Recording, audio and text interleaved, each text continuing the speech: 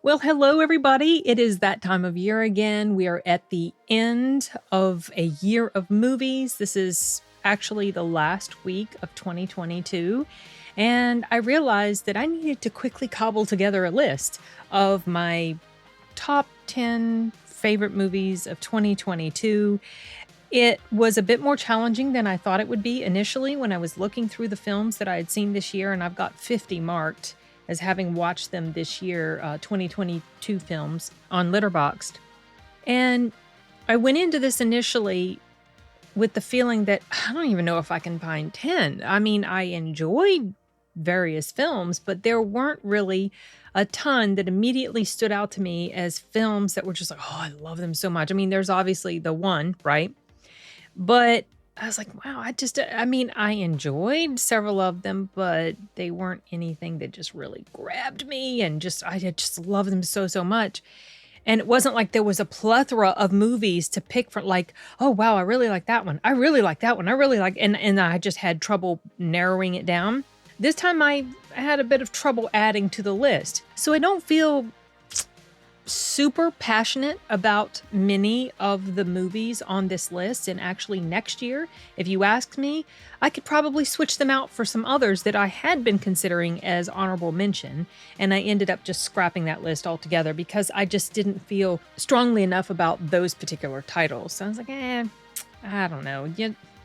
Anyway, whatever. A lot of this sort of thing depends on the mood I'm in at the moment, and at the moment, this list of 10 movies is the mood I'm in.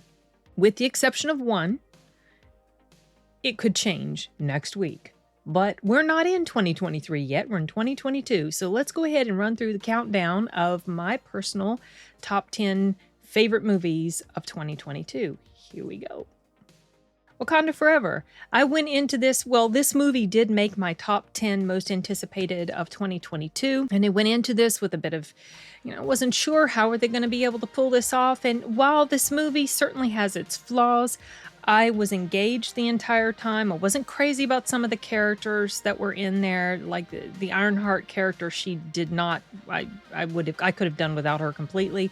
But in general, I felt like this movie, for me, it struck a really good chord emotionally and kept me invested in the characters. And while it's not the same without Chadwick Boseman, I feel like the director did the best he could with the terrible situation that he was given.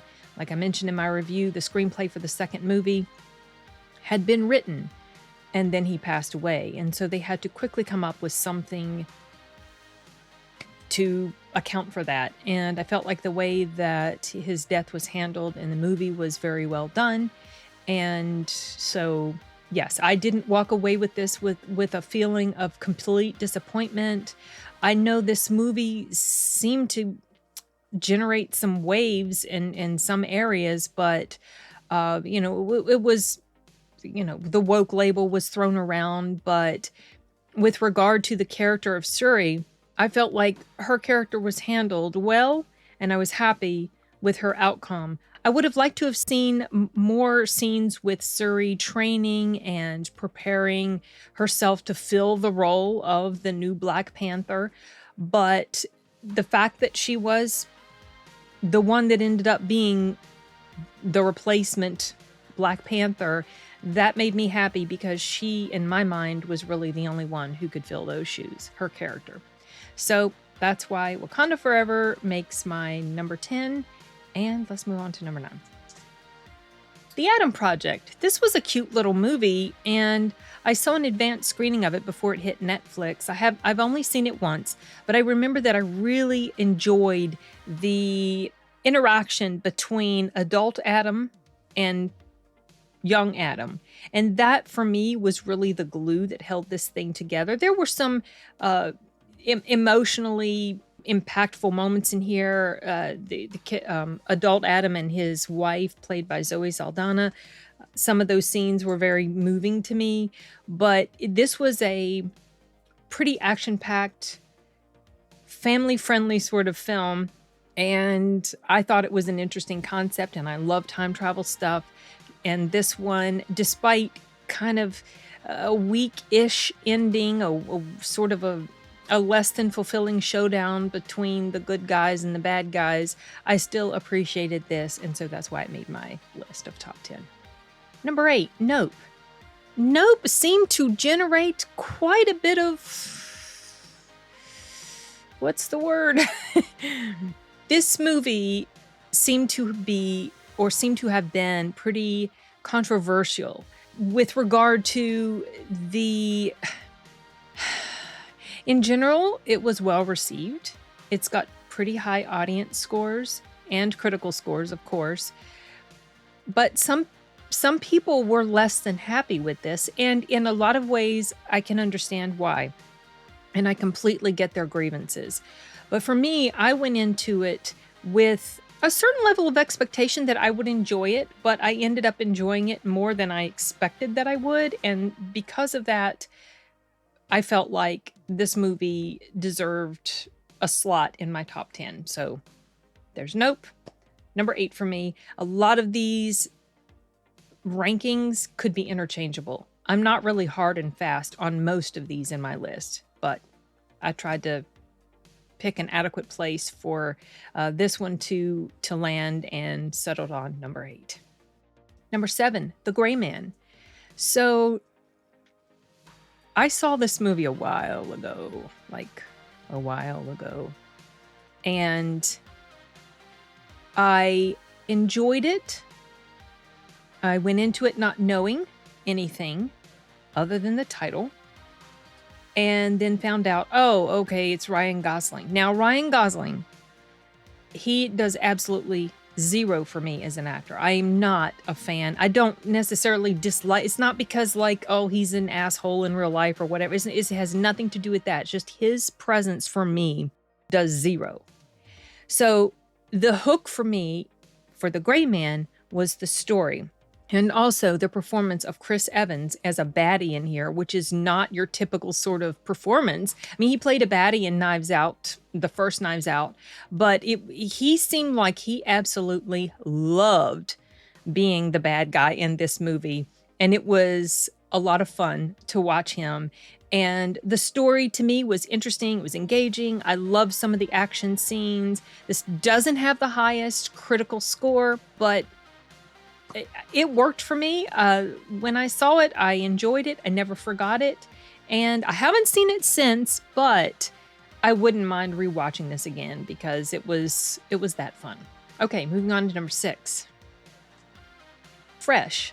This was a movie. Now, okay, I guess I should add the caveat that not all... I forgot to until now. I'm not fully awake, you guys. I am filming this in the morning, which is highly unusual for me, but my schedule this week is going to be a little bit wonky. So I forgot to mention that not all of these films in my top 10 were movies that made it to the big screen. Fresh is one of them, also The Gray Man. So Fresh was this horror story starring Sebastian Stan, and I don't remember that chick's name. She played in Where the Crawdads Sing or something like that. Daisy something. The very first time I noticed her was in this movie, Fresh.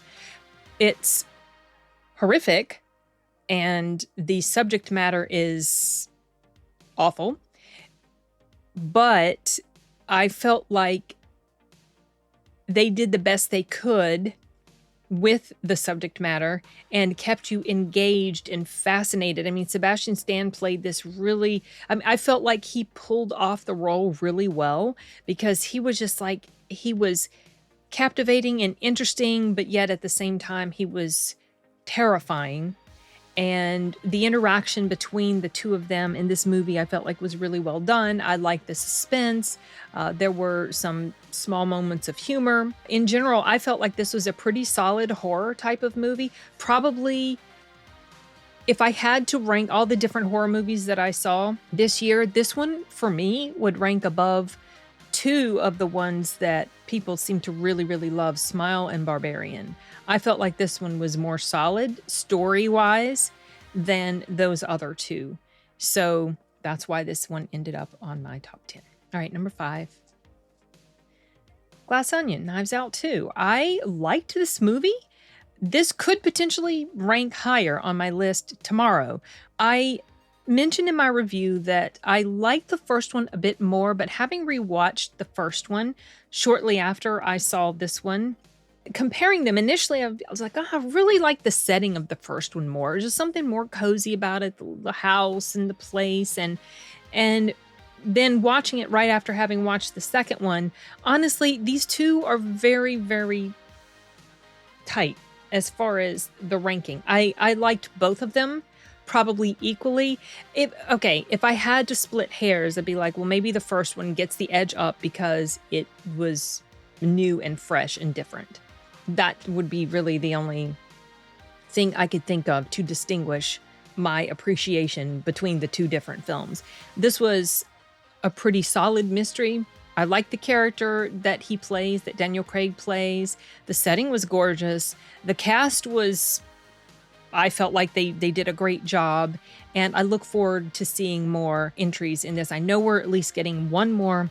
The big mistake I think that was made with this movie was that it didn't get a longer time on the big screen. I don't know why they decided to just have it only for, I mean, I know this because they were releasing it on Netflix, but they could have at least let it stick around on the big screen up until mid-December. I think it would have done really, really well, but it only had a few days to do anything, and that's unfortunate because I think this did deserve a big screen experience, generally because of the scenery, the location where they were. It was very beautiful. Okay, so that's my number 5. Let's move on to number 4. This might be one of my quickest top 10 videos ever. I don't know. I'm going to try to be concise, but you know me, that can be a struggle. All right, number 4. See How They Run. I went into this movie not really knowing much at all about it, and it's not very long, only about an hour and a half. It revolves around an Agatha Christie play, The Mousetrap, and it was charming and comedic and touching at moments, and this worked for me, and I was surprised at how much I enjoyed this film and the way the story played out and the interaction between the two main characters. I really liked the character of the girl. I felt like she struck this interesting balance between being kind of goofy, but being pretty smart and also sympathetic in certain ways. And this didn't get overly in depth with as far as it was comedic, but it wasn't ridiculously comedic. It was touching, but not overly touching, not very sappy, and it had a few moments of, thrill and mystery and intrigue. And if you like a good whodunit, if you like Agatha Christie, you like detective and buddy type detective sort of cop films, then I would advise giving this one a go. I think you'll like it. Hopefully. Okay, number 3. The Outfit. This was a film, quiet little movie, not super, super long. I don't think, I might be wrong. It might be more than an hour and a half. Maybe it is, but it takes place in this one location. The characters, I could see this story working very well on the stage because there's only one place where all the action happens. And for the most part, the action happens over the course of just one evening. And as events play out, you were just pulled in more and more to the story and wanting to see what was going to happen. And Mark Rylance just completely won me over as an actor in here. This was the first movie where I actually noticed him. I know I've seen him in other things before, but he just didn't make an impression on me. In this one, he did, and I felt like he did a fantastic job. And I just really, really liked how this story played out. Great little sort of character drama, mystery-ish, suspense-ish, because the suspenseful moments, they built up slowly. And it wasn't like something action-packed in this high-octane thriller sort of thing. The suspense was because of what the heck was going to happen with these characters, because you had bad guys involved in this story, and he's just kind of caught up in the middle of everything. And so I really enjoyed seeing how this played out. Very, very well done film. All right, number 2, Bullet Train. This movie made my list of top 10 most anticipated for 2022, and I had found out about it just sort of like last minute as I was preparing my list, and I was like, Bullet Train, this is an interesting story. Oh, these assassins on this train and their missions are kind of, collide in some way. And wow, oh, it's based on a book. Oh, I'm going to listen to the book because we got months before the movie comes out. I'll listen to the book. Really enjoyed the book. Saw that they had made some changes to characters, you know how they do, and went into it though expecting that it would still be pretty enjoyable. Now, some of the changes that they made with regard to the story, I wasn't a huge fan of. Some I was okay with, but in general, and some of the things that happened are just like, yeah, no, like jumping on a bullet train, breaking the windshield of a bullet train because you have rings on your fingers. No. Those sorts of things were ridiculous. But what made up for it was the cast of characters and as things played out between them, and specifically the characters called the twins. Brad Pitt did a great job. He was just completely effective in here for me. But the twins, the two guys on either side of him, they made some changes with one of the characters, and also not just specifically the character itself, but what happens to the character. Quite different than what happens to him in the book. But I was satisfied with how this story ended up as a whole. Very entertaining. I've seen it 3 times now, and I would love to see a spin-off movie with the twins. They were great. They really kind of, I wouldn't say carried the movie, but they stole the show because the banter between them was hilarious. You must watch this just for that. And also for the fun, just the fun action. Try to overlook some of the over-the-top wonky stuff. But it's fun, and I enjoyed it. I was happy that I walked away from it not being disappointed, despite some of the flaws with the movie. Okay, number 1, you guys, no secret, come on. Do I even need to say? I mean, do I even need to spend any time talking about this?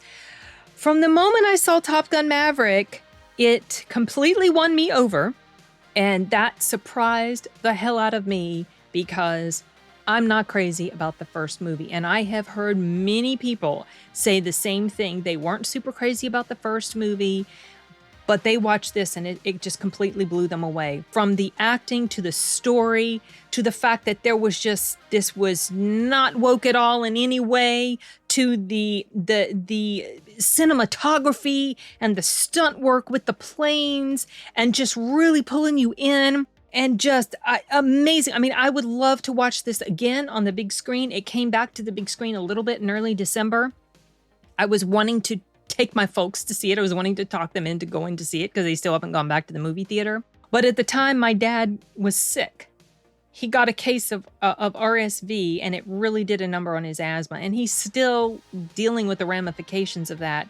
So unfortunately, I was not able to take them to see it on the big screen. I was not able to return and see it one more time. So as of now, Halloween 2018 still has top spot with how many times I've seen something on the big screen. I would have loved to have returned to this movie never got tiring. You know, sometimes you see a movie a couple times on the big screen, then maybe you go back for a 3rd time or a 4th time. Maybe by your later visits to see it on the big screen, it's sort of lost its luster a bit. No, that just never happened with this movie. Never happened. It was so excellent. The score was great. I can't say enough good things about this film. It's in my top 10 now, which means I need to make space for it somewhere. I haven't redone my top 10. I know Justice League kind of slid its way in there. Top Gun Maverick at some point. But at the same time, I have things on my top 10 list that I don't necessarily want to let go of. So I don't know. Maybe I'll do like a top 15 films of all time. No, whatever. Anyway, I can't say enough good things about Top Gun Maverick. If you have not seen it yet, please go watch it. And if it ever returns to the big screen in your area, please take the time to go see it if you have not. This movie deserves the big screen experience. This movie is the epitome of what makes cinema great and exciting and fun.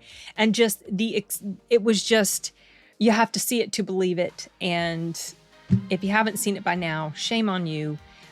Just teasing.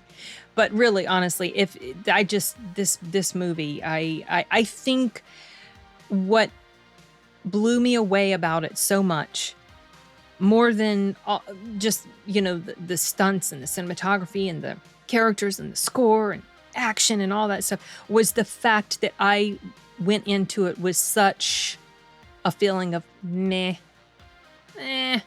I'll go see it just because, just to do a review for the channel. I mean, the things I do for the channel, you know, no, I'm teasing. That's the only reason I went to go see this film, was just so I could do a review for my channel. And I was just so stunned at how it won me over. And I am so glad that they decided this would not be one of those straight to digital or, you know, like day and date sort of, you know, dual release on digital and big screen, because that was a brilliant decision. And I'm so glad that we finally got the opportunity to watch this movie. And yes, it just, great movie. And so that's my list for 2022. And now I have to get together a list of the worst movies of 2022 and most anticipated movies of 2023. I'll be working on those later this week, but figured I'd start off on a high note, and this is my list, and I'm wrapping this up for now. I would like to hear what you guys think, your top 10. There were some other films like Everything Everywhere All at Once and X and, oh gosh, The Unbearable Weight of Massive Talent, and what else? Attack Part 1. I thought about making those honorable mentions, but I just didn't feel super inspired to even add them. I mean, they're okay. I didn't hate them, but these are the ones that I just felt the most emotional connection with. And yeah, so that's why they ended up on my list. Okay, that's it for this, you guys. See you later. Bye.